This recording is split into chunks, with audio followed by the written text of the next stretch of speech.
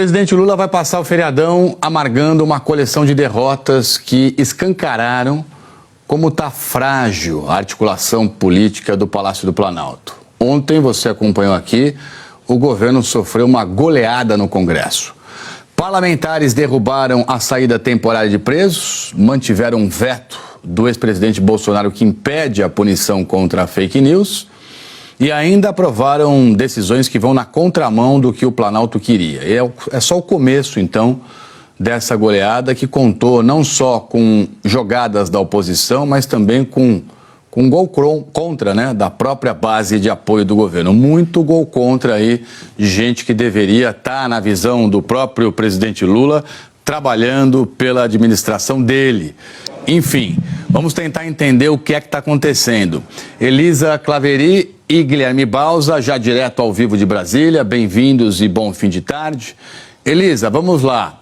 Tem líder tentando minimizar, né, esse monte de derrota, esse 5-1, né, digamos assim, mas nos bastidores já tem muita gente falando que passou da hora de ter uma reforma ministerial.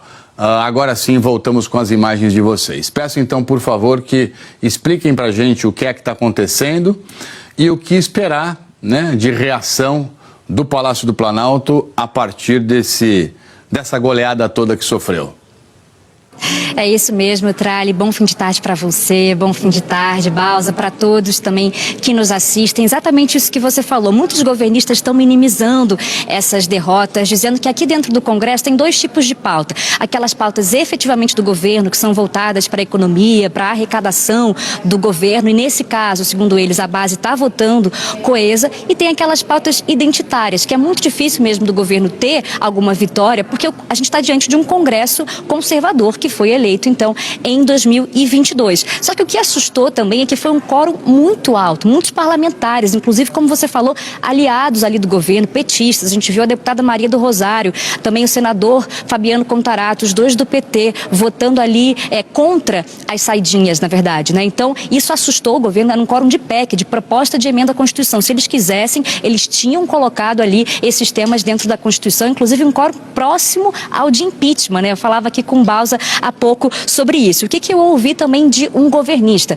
O seguinte, que ali os líderes de centro, todos que têm ministérios na esplanada, o MDB, o PSD, Republicanos, União Brasil, nenhum deles foi ali dentro do plenário defender o governo. Então, o que esse governista me disse ali, até em um tom de reclamação, é que não há uma contrapartida, então, desses parlamentares, desses partidos. Então, se fala, sim, em uma reforma ministerial nesse sentido, para pensar se está valendo a pena para o governo, justamente esses ministérios entregues aí para o Centrão, se eles não estão entregando nessas pautas que são importantes para o governo. Porque a pauta econômica, ela é importante também para o presidente da Casa, para o presidente da Câmara, Arthur Lira. Então, quase que não é uma pauta de governo, mas é uma pauta também que é patrocinada aqui pelo Congresso Nacional. Então, que falta também essa entrega dos parlamentares que têm ministérios. E eu sei também que o Bausa tem apuração sobre reforma ministerial, uma ideia de reforma ministerial também lá no Palácio do Planalto, né, Bausa? Exatamente, Elisa. Muito ótimo final de tarde para você, Trali, para quem nos assiste. Olha, eu conversei com bastante gente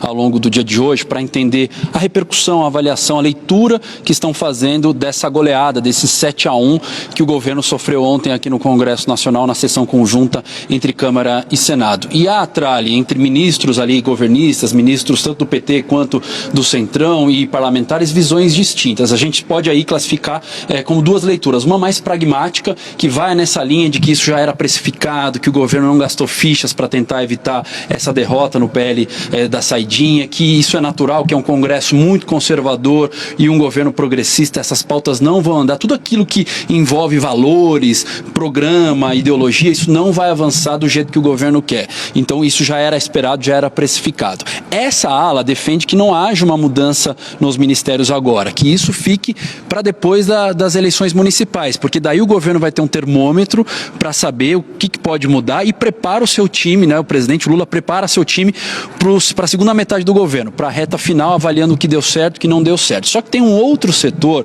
principalmente a bancada do PT aqui na Câmara dos Deputados, que está muito incomodado, está muito insatisfeito com o Palácio do Planalto, dizendo que há um descontrole, uma desorganização na articulação política, que do jeito que está não dá para continuar, que não foi feito um trabalho de convencimento para evitar esses vetos, e esse setor defende uma reforma ministerial já. A saída, por exemplo, do Alexandre Padilha, da articulação política, em função do desgaste que ele vem sofrendo, e também uma reforma mais ampla no Palácio do Planalto, começando inclusive pelo PT, a troca de ministros que estão lá na cozinha do Palácio do Planalto. O ministro Márcio Macedo também é muito criticado, enfim, a comunicação do governo, muitas críticas. Então, esse segmento deseja mudanças urgentes, inclusive Zé Guimarães deu uma entrevista hoje à Folha de São Paulo bem nessa linha, e começando essas mudanças pelo Palácio do Planalto antes das eleições municipais.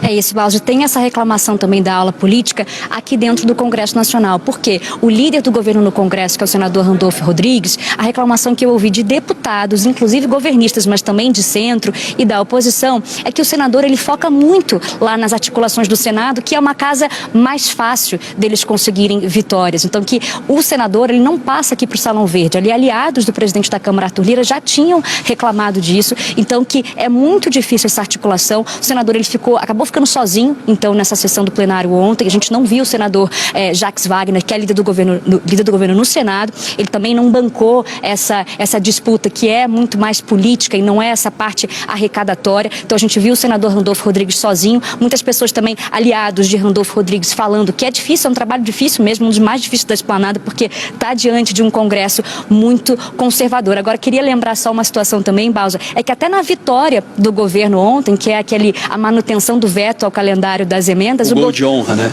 O gol de honra foi depois de uma liberação de 19 bilhões de reais. Então, assim, foi um gol de honra, mas foi também com uma rendição do governo também aqui dentro do Congresso, né? Exatamente. Só para amarrar aqui, teve uma reunião de balanço hoje cedo, fora da agenda do presidente Lula. Ele se reuniu com os seus articuladores, com as lideranças, para fazer um diagnóstico. Enfim, o presidente, segundo fontes ali, recebeu com naturalidade o que aconteceu, mas se dispôs mais uma vez a estar mais presente no diálogo com deputados e senadores. Mais uma vez ele renova essa promessa que já foi feita em outros momentos de crise, de que vai assumir as rédeas da articulação política, se reunindo com mais frequência. Vamos ver se isso vai acontecer e, se acontecer, se vai produzir algum resultado diferente, mudando a relação do governo aqui com o Congresso. Trali.